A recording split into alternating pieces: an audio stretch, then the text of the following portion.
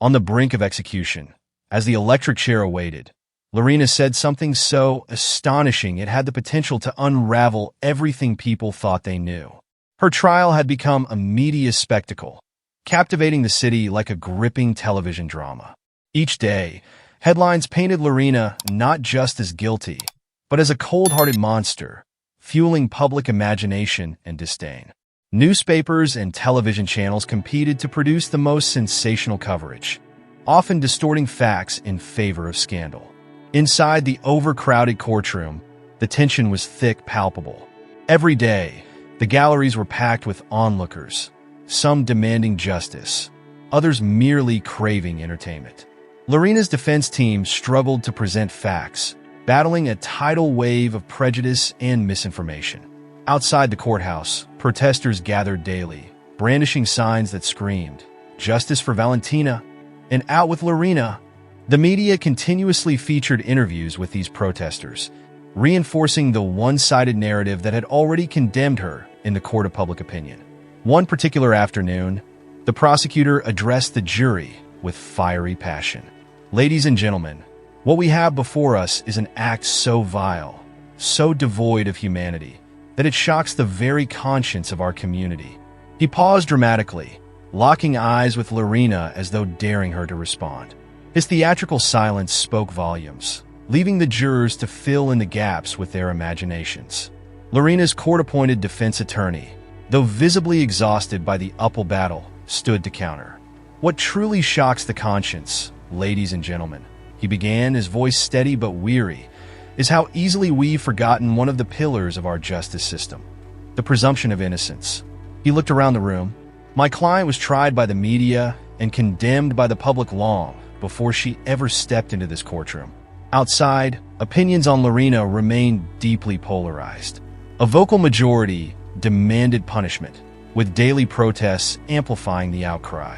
"She doesn't deserve compassion," one woman spat into the camera, her eyes blazing with righteous fury. "She took a child's life. Justice must be served." Social media, too, buzzed with debates and amateur sleuthing. Armchair detectives dissected the case, many echoing the media's narrative, their theories growing increasingly wild. Lorena had been reduced to a caricature of evil, a scapegoat for society's collective fear. She wasn't tried by evidence, but by the sensationalism that sold headlines. As Lorena sat on the defendant's bench, she absorbed every word. The weight of isolation pressed heavily on her. She knew that with each passing day, her chances of a fair trial were slipping away. The collective hysteria seemed to drown out the facts. And yet, amidst the whirlwind of condemnation, Lorena clung to the one thing she had left: the truth. It was a truth that seemed more distant with every passing moment, but one she held on to with fierce resolve. Despite the chaos surrounding her, Lorena remained a figure of enigmatic serenity.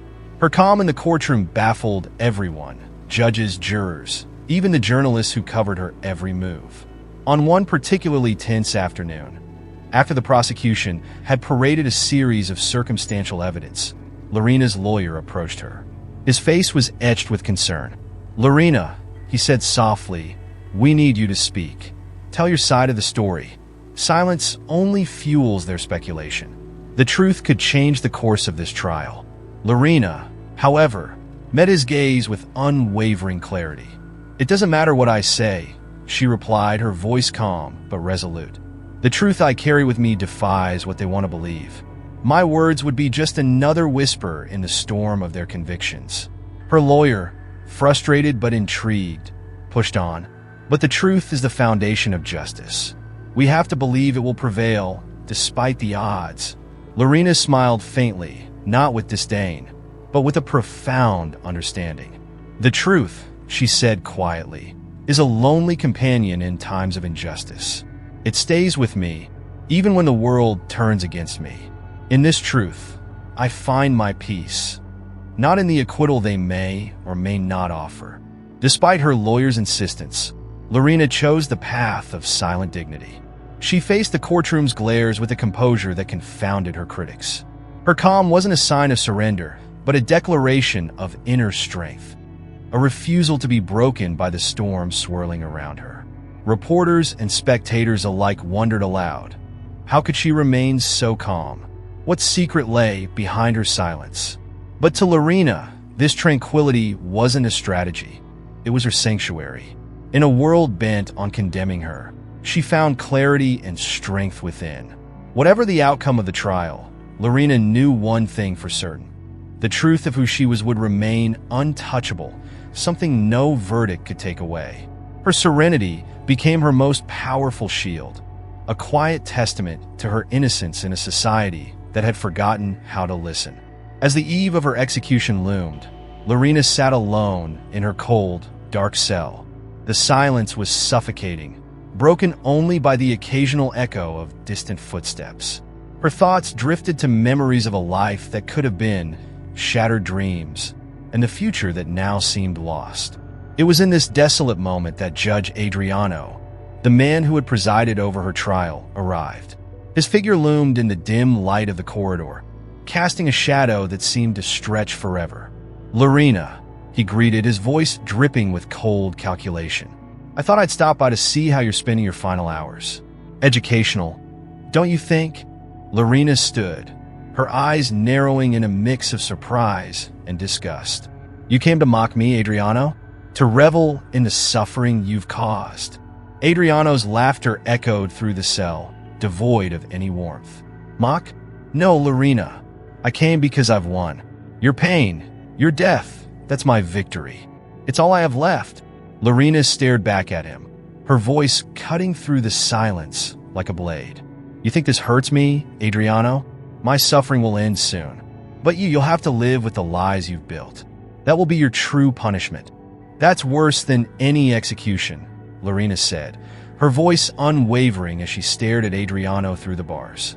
Adriano stepped closer, his eyes narrowing, his face contorting with anger. "Do not underestimate the depth of my hatred, Lorena. Tomorrow, when justice is served, I will savor the end of your deceit." He sneered, his voice dripping with venom. Lorena's calm gaze never wavered.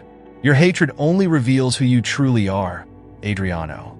You may take my life, but you can never destroy the truth. It lives on, while your lies will die with you." For a brief moment, Adriano's composure faltered. Lorena's words seemed to strike a chord deep within him, as if they had uncovered a part of himself he had long buried. But his hesitation was fleeting. His face hardened once again, a cold mask of disdain replacing any hint of vulnerability. "Enjoy your final hours, Lorena, because they are all you have left." With those final, biting words, Adriano turned on his heel and left, his footsteps echoing in the cold, narrow corridor. As the door clanged shut, Lorena was left alone with her thoughts, staring into the starless night that mirrored the bleakness of her situation. Adriano's visit brought no comfort, only a cruel reminder of betrayal and loss. Yet it also reinforced in her a steely determination, a refusal to let his hatred define her final moments. Even in the shadow of death, Lorena clung to a thread of hope, a whisper of truth that might yet find its way into the light. The next day, the harsh glow of the execution room's fluorescent lights cast a stark, unforgiving atmosphere. A heavy silence hung over the room, as thick as the fog of anticipation. Prison staff, a handful of journalists, and a small group of onlookers filled the space, their expressions ranging from morbid curiosity to visible discomfort. The tension was palpable, as if every person in the room shared a collective breath, waiting for the final act in the drama that had gripped the nation. Lorena, pale but resolute, was led to the electric chair. Her wrists and ankles were bound with heavy restraints, but despite her physical confinement, her face reflected a serene defiance. Her eyes scanned the room, lingering on each face until they settled on Adriano, who sat rigid in his chair. His usual confident demeanor seemed to have cracked, his posture tense, his expression betraying a flicker of unease. As the officer approached to ask for Lorena's last words, the room held its breath. Lorena took a deep breath, her voice breaking the sepulchral silence. "Yes, I do," she said firmly, "and what I'm about to say could change everything." A murmur rippled through the crowd, and even Adriano leaned forward, his cold mask momentarily faltering. The entire room seemed to hang on her next words. "I am Valentina's mother," Lorena announced, her voice steady but filled with raw intensity. "The girl everyone believes is dead. She is alive." A collective gasp filled the room, as if time itself had momentarily stopped. Adriano shot up from his chair, the wooden legs screeching against the floor. "This is absurd. She's trying to manipulate the system," he bellowed, his voice betraying a slight tremor that hadn't been there before. But Lorena remained composed, ignoring his outburst. "She is alive," Lorena continued, her voice resolute. "She's with Adriano's grandparents, in a place he calls hell. Verify it before it's too late." The room erupted into chaos. Journalists whispered frantically into their microphones, while the officer in charge hesitated, looking to his superiors for guidance. One of Lorena's lawyers stepped forward urgently. "We demand an immediate suspension of the execution. There is new evidence that must be investigated." Adriano, now visibly shaken, tried to regain control of the narrative. "She's lying. This is a desperate trick." But the seed of doubt had already been planted. The prison warden, a middle-aged man with a stern, serious expression, turned to the officer.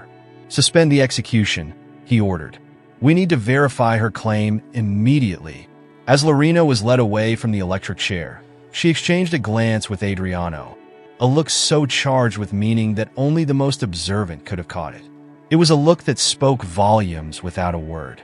The truth, long buried under layers of lies, was finally beginning to surface.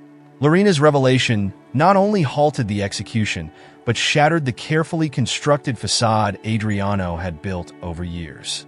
The case, once thought closed, was now unraveling, and the fates of Lorena, Valentina, and Adriano were hanging by a fragile thread of uncertainty. An urgent investigation was launched. Police teams descended upon the isolated farm where Valentina was said to be hidden. Upon arrival, they found an astonishing scene. Valentina, now 8 years old, was playing in the garden, watched over by an elderly couple who identified themselves as her great-grandparents. "Adriano brought her to us 5 years ago," the frail grandfather explained, his voice trembling with emotion. "He told us her mother had died in a terrible accident and that it was too dangerous for her to stay in the city." The discovery was a devastating blow to Adriano's defense. The evidence was indisputable, and his carefully orchestrated scheme began to crumble. In a bare interrogation room, Adriano sat across from a seasoned detective, his once imposing posture reduced to a shadow of its former self. "Let's clear things up, Adriano," the detective began, his voice sharp as a blade. "Your relationship with Lorena was more than professional, wasn't it?" Adriano hesitated, visibly struggling to maintain his composure. "It was complicated," he admitted, his voice strained. "But her allegations are absurd. I would never harm my own daughter." The detective raised an eyebrow, unfazed. "Complicated doesn't begin to describe it," he said, spreading out photos and messages exchanged between Adriano and Lorena. "And what about this so-called hell you mentioned? It just so happens to be the same place your grandparents live?" Adriano's confidence wavered. He swallowed hard, his mask of control beginning to crack. "That's irrelevant. Those were just words said in the heat of the moment." "No, Adriano," the detective countered, his tone unyielding. "Their pieces of a puzzle we're finally putting together, and all the pieces point to you." Meanwhile, back at the farm, the discovery of Valentina was rocking the judicial system. The lies that Adriano had spun for years were now unraveling in real time. The detective returned to the interrogation room, this time armed with the final, irrefutable evidence. "Valentina was found, Adriano," he said, his voice laced with quiet authority. "Alive, exactly where Lorena said she would be, with your grandparents." Adriano's shoulders sagged in defeat. The facade he had so carefully maintained for years finally crumbled. "I just wanted to protect my career," he confessed, his voice barely a whisper. "I didn't know what else to do." "Protect your career?" The detective shot back, his voice filled with contempt. "At the cost of the truth? At the cost of your own daughter?" The revelations that followed were staggering. Adriano had manipulated evidence, framed Lorena and orchestrated Valentina's abduction, all to cover up his extramarital affair and protect his reputation. His downfall was swift and brutal. Stripped of his title and facing a slew of criminal charges, Adriano's carefully constructed world collapsed. Lorena, finally vindicated, emerged not only as innocent, but as the true victim of a monstrous injustice. The collapse of Adriano's lies exposed the dark lengths people will go to preserve their secrets, and in the aftermath of Lorena's exoneration, a chilling truth emerged. Justice, though delayed, had finally prevailed. The public and media attention remained fixed on Lorena and Valentina, now reunited under the most extraordinary circumstances. However, the story that followed wasn't simply one of sensationalism or revenge. It was one of healing, discovery, and the rebuilding of lives. After Lorena's release, she and Valentina faced the immense challenge of forging a relationship from scratch. Valentina, though alive and well, had only fragmented memories of her mother, memories that had been tainted and clouded by Adriano's web of lies. Lorena, in turn, was haunted by the guilt and pain of the lost years, struggling with the daunting task of reintroducing herself into her daughter's life, this time as her true mother. Rather than seeking isolation, Lorena made the courageous decision to remain in the very city where her trial had unfolded so publicly. She knew that fleeing would feel like admitting defeat, and after fighting so hard to clear her name, she was determined to face her past head-on. With the compensation she received for the judicial error, Lorena founded a support center for women and children who had been victims of legal injustice and abuses of power. The center became a symbol of her resilience and a platform for her to transform her pain into purpose. Valentina, inspired by her mother's unyielding strength and commitment, joined her in this mission. Together, they turned their story of suffering into one of empowerment and service. The center quickly became a beacon of hope, offering legal and emotional support to those most in need. Its impact was so profound that it soon gained national recognition, drawing attention to the importance of judicial reform and the fight against injustice. In a bittersweet twist of fate, Adriano, now discredited and serving his sentence, could only watch from afar as the consequences of his actions continued to unfold. The institution Lorena had founded grew into one of the nation's leading voices for judicial reform, using her own case as a powerful example of the change that was so desperately needed. As the years passed, Valentina grew into a strong, confident young woman, becoming an advocate in her own right. The mother-daughter journey became a testament to the power of truth, resilience, and the human spirit's ability to triumph over adversity.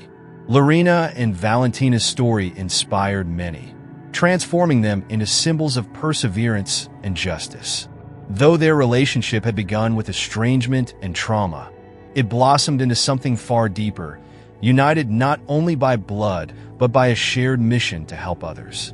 At a fundraising event for the center, Lorena stood before a large crowd, gratitude shining in her eyes. By her side stood Valentina, radiant and strong, the living embodiment of the hope her mother had clung to during her darkest hours. "My journey," Lorena began, her voice steady but filled with emotion, was marked by unimaginable despair. "But look at what we have achieved together. This is redemption, not just for me, but for all those whose voices have been silenced by injustice." Their story didn't end in the quiet seclusion of a peaceful countryside, but in the vibrant pulse of a community united by a common goal. Lorena and Valentina chose not to forget their painful past, but to use it as a foundation to build something greater, a future where others wouldn't have to endure the same suffering. Their journey became one of personal recovery and collective contribution, a testament to how adversity can be transformed into action, change, and ultimately hope. If you were moved by their journey from hardship to a new beginning, please give us a like to show your support. Share in the comments what touched your heart most about their story and how you believe love and hope can change lives. Don't forget to subscribe to our channel for more inspiring stories that remind us of the strength of the human spirit and the power of new beginnings. Your engagement makes a difference. Together, let's continue to spread messages of hope and renewal. Lorena's astonishing revelation, made moments before her scheduled execution, had changed everything. Her trial, which had once captivated the city's attention with the intensity of a TV drama, had spiraled into a media circus. Each day, the headlines painted Lorena as a heartless monster, while news outlets competed to deliver the most sensational coverage, often at the expense of the truth. Inside the overcrowded courtroom, the tension was palpable. The galleries were packed with onlookers and activists, some demanding justice, others merely seeking entertainment. Lorena's defense team fought against a tide of prejudice, trying to present the facts and evidence that had little place in the narrative dominated by public opinion. Outside, protesters gathered daily, waving signs that read, "Justice for Valentina," and "Out with Lorena." Interviews with passionate protesters fueled the public's desire for retribution. "She doesn't deserve compassion," one woman declared fiercely into the camera. "She took a child's life. Justice must be served." In this charged environment, social media buzzed with debates and theories, many echoing the unfounded accusations the press had amplified. Lorena's image had been twisted into something unrecognizable, a caricature of evil, not tried by facts but by the desire for scandal. As Lorena sat on the defendant's bench, the weight of isolation pressed on her. She knew that with every passing day, the chances of a fair trial were slipping away. Yet amid the noise and condemnation, Lorena clung to the one thing that couldn't be taken from her, the truth of her innocence. Though it seemed increasingly distant, buried under the media frenzy, it was the one constant she held on to. On a particularly somber day, the prosecutor's voice filled the courtroom, thick with righteous fervor. "Ladies and gentlemen, what we have before us is an act so vile, so devoid of humanity, that it shocks the conscience of our community." His voice trailed off dramatically, his eyes locking with Lorena's, as if daring her to respond. Yet her composure never faltered. Lorena's defense attorney stood, his voice strong despite the weight of the battle he faced. "What truly shocks the conscience," he began, "is how easily we forget the presumption of innocence. My client has been judged and condemned by public opinion long before she even entered this courtroom. The streets outside were polarized, though the majority leaned heavily against Lorena. The media frenzy only intensified, and Lorena's image became distorted beyond recognition. But amidst the hysteria, Lorena held firm, refusing to be defined by lies. It was her strength, her truth, and her perseverance that would ultimately see her through the storm. In the cold, dark cell she had called home for years, Lorena prepared for what she thought would be her final moments. But fate had other plans, and as her shocking statement reverberated through the courtroom, it set in motion a series of events that would not only clear her name, but also expose the depths of corruption and manipulation in her case. As their story now turns to redemption and renewal, we are reminded of the importance of perseverance in the face of overwhelming odds. Lorena and Valentina's journey teaches us that no matter how dark the path, there is always the possibility of light. May would change everything.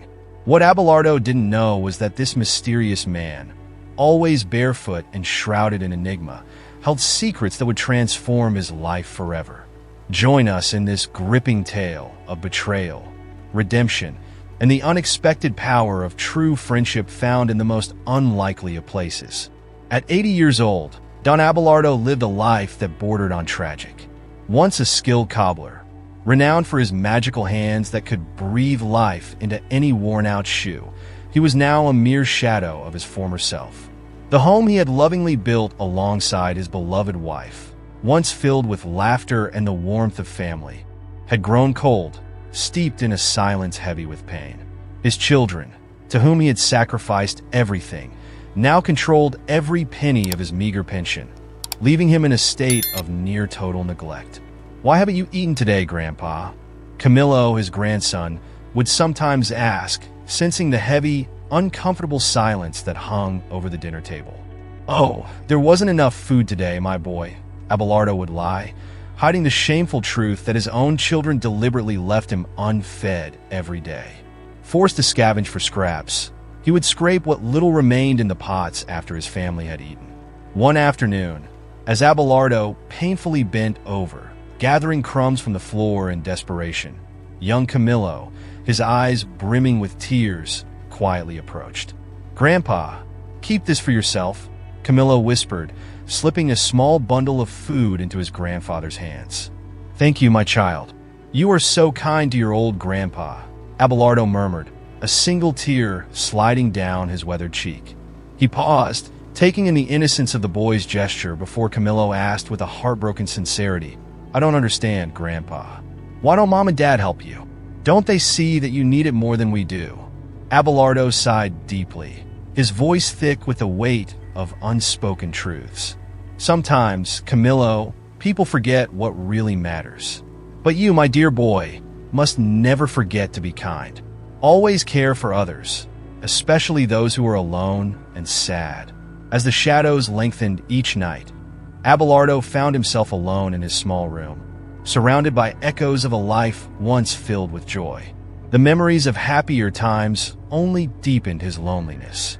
Each night, tears flowed freely, not just from the physical pain of neglect, but from the deeper, more profound wound of emotional abandonment. He felt like a stranger in his own home, invisible and forgotten by those who should have loved him most. But there was one bright light in the darkness: his grandson, Camillo.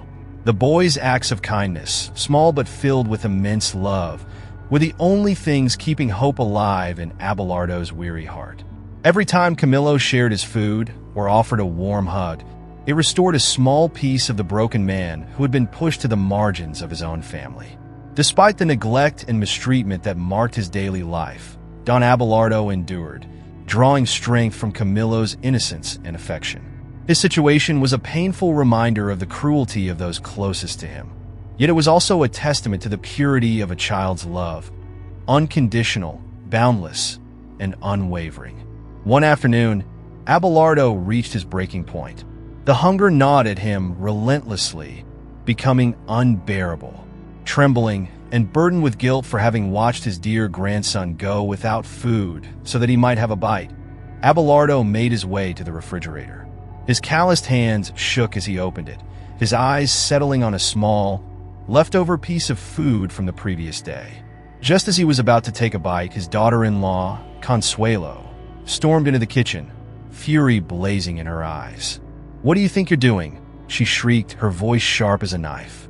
She lunged at Abelardo, shoving him with such force that he lost his balance. He fell to the cold, hard floor, the pain in his back intensifying as he hit the ground. "You have no right to take what isn't yours." Consuelo spat, her words cutting deeper than any physical injury. Tears streamed down Abelardo's wrinkled face as he lay there, too weak to get up. At that moment, Abelardo's son entered the kitchen, his expression cold. Instead of offering help or comfort, he joined the chorus of accusations. "How many times have we told you, old man? You're nothing but a burden. That food isn't for you. It's for us." His words, filled with inexplicable resentment, hung in the air like a noxious cloud. From the other end of the house, Camillo heard the commotion and rushed into the kitchen, eyes wide with fear. Seeing his beloved grandfather sprawled on the floor, the young boy's face crumpled with emotion.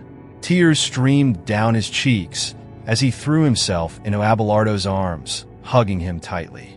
"Mom, Dad, please stop. It's Grandpa. He doesn't deserve to be treated like this," Camillo cried, his voice small but filled with a resolve far beyond his years. His father, taken aback by his son's outburst, stammered, "But son, we need the food to work." "We? No!" Camillo interrupted, his voice trembling but firm. "He needs it more than we do. Don't you see how he is? It's not fair." His words, so pure and true, silenced his parents for the first time. In that moment, Abelardo, still cradled in Camillo's embrace, felt all the love and compassion that the rest of his family had forgotten. The kitchen, once filled with harsh words and hostility, grew silent, save for the sound of Abelardo's labored breathing and Camillo's quiet sobs. After the painful incident, Camillo, his eyes still wet with tears, gently helped his grandfather off the cold floor, supporting him with tenderness far beyond his years. The boy guided Abelardo back to his small room, a place of quiet refuge in stark contrast to the hostility they had left behind. With patience and care, Camillo helped his grandfather into bed, adjusting the blankets and making sure he was comfortable. The young boy perched on the edge of the bed, keeping silent vigil, his presence a reminder that even in the darkest of circumstances, love could still prevail. Abelardo, though broken in body and spirit, found a glimmer of hope in Camillo's unwavering care. In that small room, far from the cruelty and neglect of his other family members, he felt, if only for a fleeting moment, that he was not entirely alone. The bond between grandfather and grandson, forged in pain and sustained by love, became a lifeline in a world that had seemingly forgotten them both. Camillo sat at the edge of the bed, gently holding Abelardo's weathered hand in his own, offering silent comfort. Meanwhile, in the living room, a much darker conversation was taking place. Tension hung thick in the air as Abelardo's son voiced his frustrations. "We can't keep going on like this. It's unsustainable," he said, his voice heavy with frustration and disdain. His wife, standing with her arms crossed and a cold expression, nodded in agreement. "You should call your siblings and see if any of them are willing to take him in," she suggested, her voice dripping with indifference. Following her suggestion, he dialed each of his brothers, hoping for at least a sliver of compassion or a sense of responsibility. But the responses he received were chillingly void of empathy. "We can't do anything. You take him," some said, shrugging off the responsibility. Others were even more callous, suggesting with a cruel chuckle, "Better throw him out on the street and see if anyone else has a heart."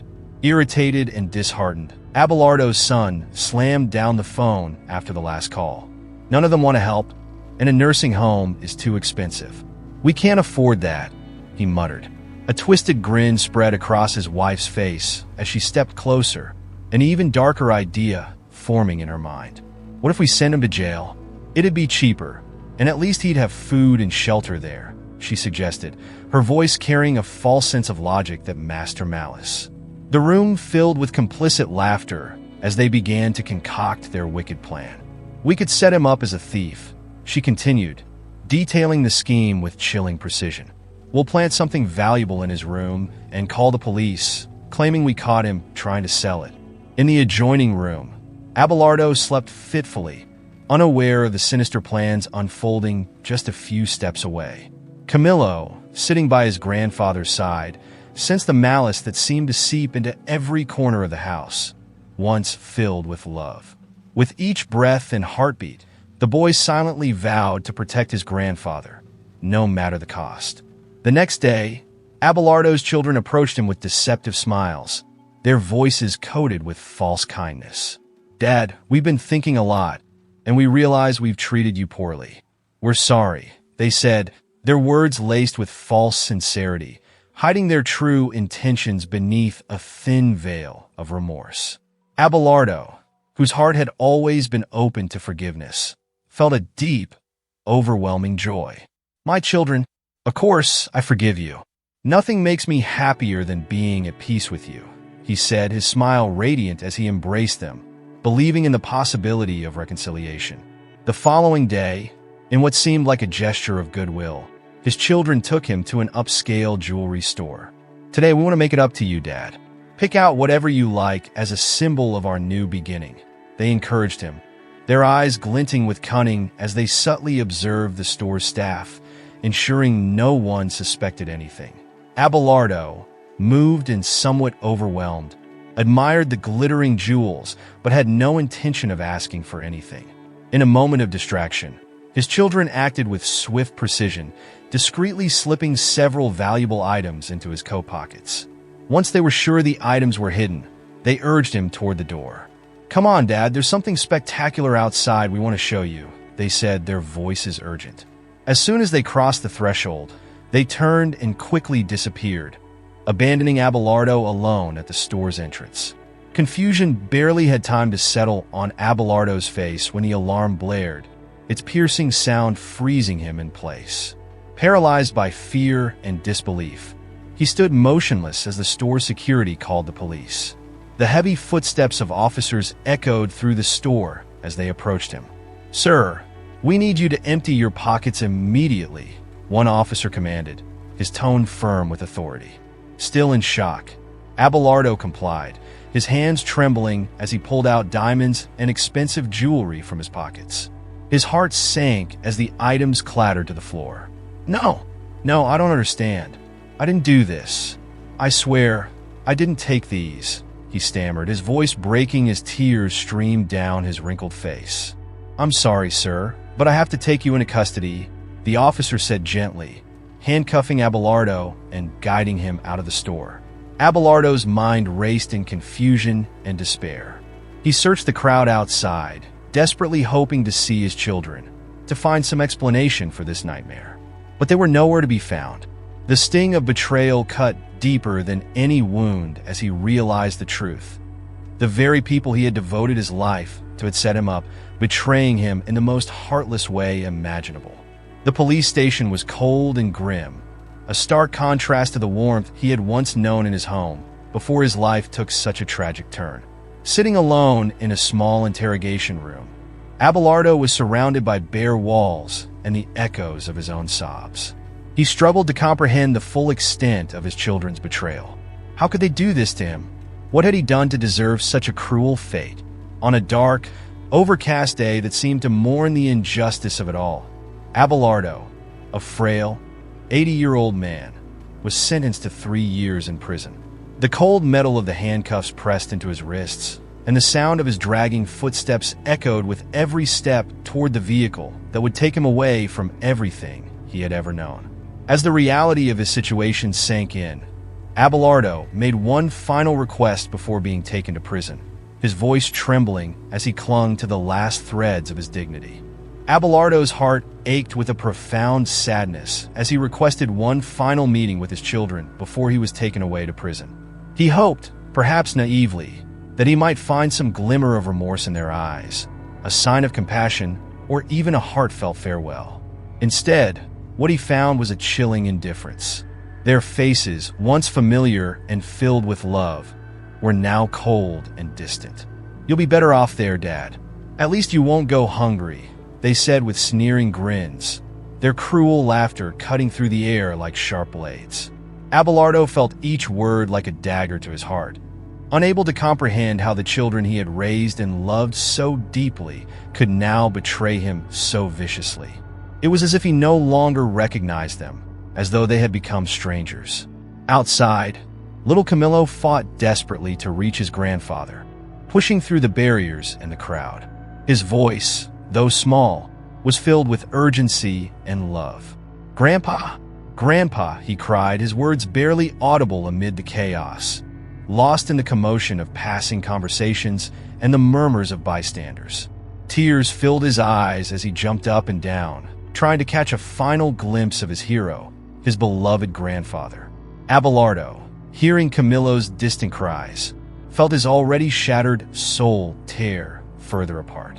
His heart broke as he whispered softly to himself, "Take care of yourself, my dear child. You will always be in my heart." Tears streamed down his weathered cheeks as he was led to the waiting vehicle. Inside, the mocking laughter of his children continued to echo in his ears, a cruel reminder of their betrayal.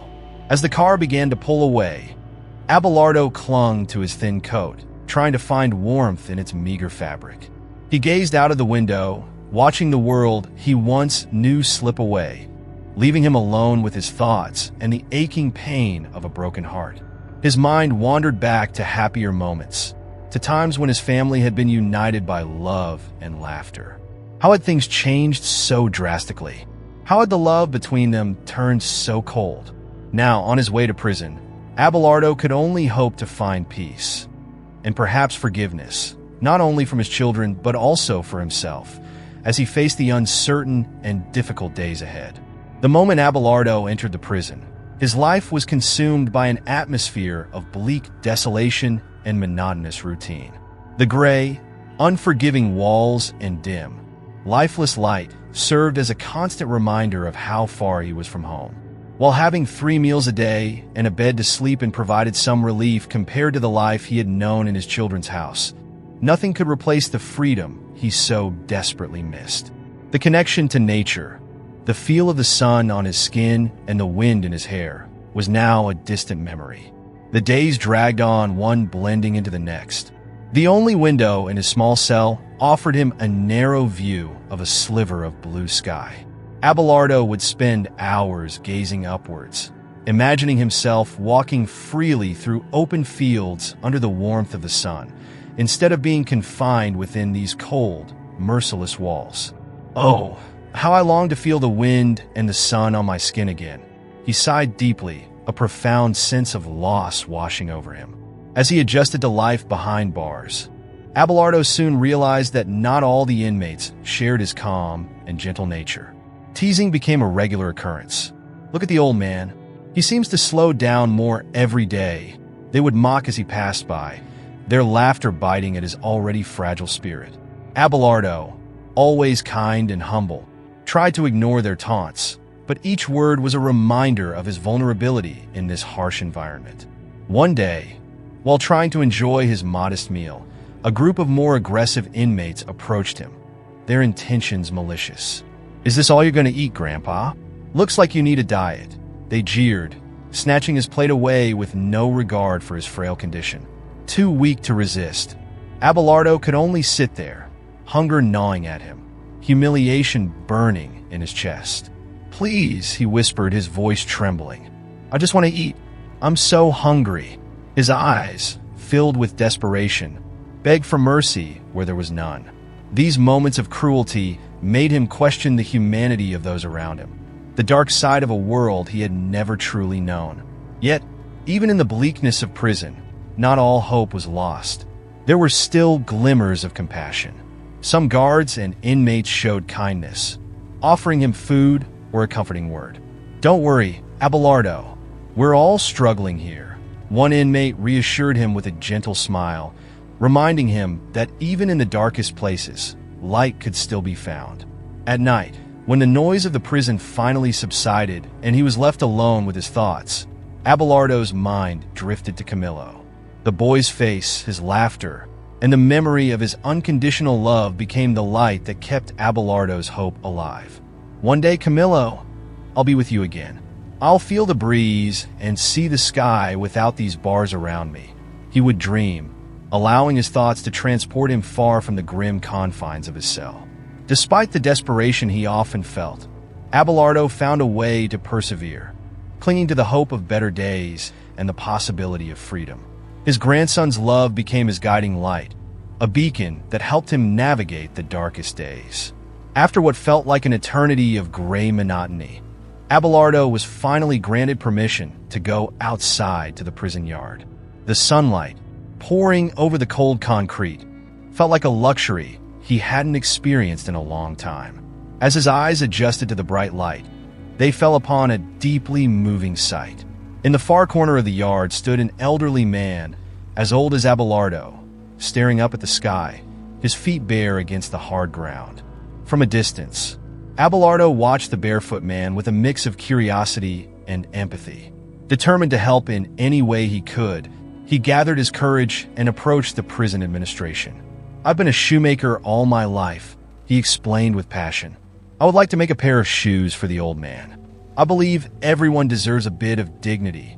Even here, impressed by his sincerity and the skill he offered, the administration provided him with the necessary materials. Abelardo spent the following days carefully crafting the most beautiful and comfortable pair of shoes he could make, pouring his heart into every stitch, hoping to ease the stranger's suffering, even if just a little. However, as news of his project spread, some inmates warned him. "That man isn't like the others. He doesn't talk to anyone and is always alone. It might be dangerous to approach him," they whispered, their voices tinged with seriousness. Abelardo listened, but something inside him refused to back down. With the shoes completed and wrapped in an old cloth, Abelardo walked out to the yard, a lump forming in his throat as he approached the barefoot man. Absorbed in his contemplation of the sky, the man didn't seem to notice Abelardo's approach. With a voice trembling from both nerves and emotion, Abelardo broke the silence. "These are for you," he said softly, his words carrying the weight of his intention. "I made them hoping they might make your days a little more bearable here." With gentle hands, Abelardo placed the shoes beside the man, adding quietly, "It's a gift from heart to heart." Without waiting for a response, Abelardo turned and quickly walked away, his heart pounding in his chest. He resisted the urge to glance back, but curiosity tugged at him. Would the man accept the shoes, or would his gesture be dismissed, lost in the harshness of prison life? As he returned to his section, an uneasy feeling settled in the pit of his stomach. Despite following his heart, the uncertainty of how his act of kindness would be received kept him on edge. Back in his cell, Abelardo wrestled with the conflicting emotions inside him. Fear and doubt gnawed at him, but he took solace in the knowledge that he had done something good, something noble, in a place where such kindness was rare. This realization, though small, gave him a meaningful sense of peace, a fleeting warmth in the cold reality of his surroundings. As the quiet night unfolded, the stillness was only broken by the distant echoes of footsteps and the low hum of prison lights. Abelardo's peace was suddenly shattered by the harsh glare of flashlights flooding his cell. The creak of the door and the booming voice of a guard cut through the stillness, sending a ripple of unease throughout the prison. "You need to move to cell 301. Immediately, a wave of whispers spread through the bars, inmates shifting uneasily in their beds. 301. That's Ramon's cell, they murmured in low, fearful tones. No one wants to end up there. They say it's cursed, where men lose all hope. Abelardo's heart sank, a deep pit of fear and resignation opening up inside him. Tears welled in his eyes as his mind raced, imagining the worst. Close friends at his cell door offered words of comfort, but they felt more like farewells. "Take care, Abelardo," one said softly, his voice heavy with sorrow. "Don't let that place break you."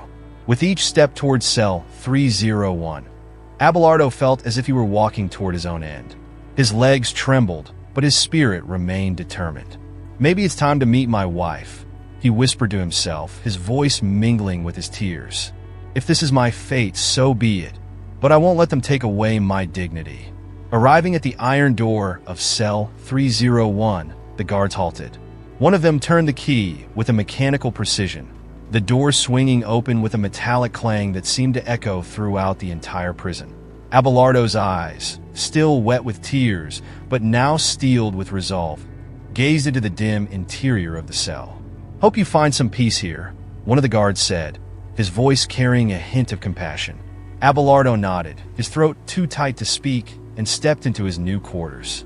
Fear, sadness, and uncertainty swirled around him, but at his core, the fire of his spirit remained unextinguished. As the door clanged shut behind him, Abelardo stood tall, determined not to let this place take away the last remnants of his dignity.